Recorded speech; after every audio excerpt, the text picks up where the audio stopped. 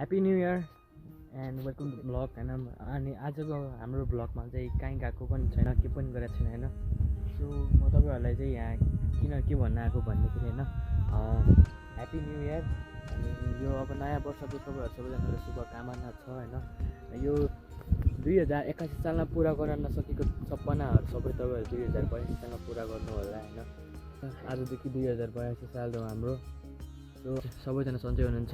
82 सालमा त घुम्न गयो होला, नौलो ठाउँतिर गयो होला, कहिले पनि नगएको ठाउँतिर गयो होला। अब हामी के गर्नु, हामी घरमै बस्ने, बाख्रा हेर्ने, यही जिन्दगी। कामहरू केही छैन, यही बाख्रा हेर्ने।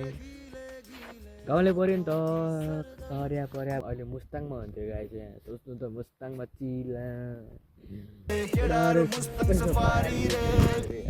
Happy new year, enjoy all. सबैलाई शुभकामना छ। 2081 सालमा पुरा गर्न नसकेको अधुरो सपनाहरू आज अब 2082 सालमा पुरा गर्नु होला। 2082 सालको फेरि शुभकामना सबैजनालाई।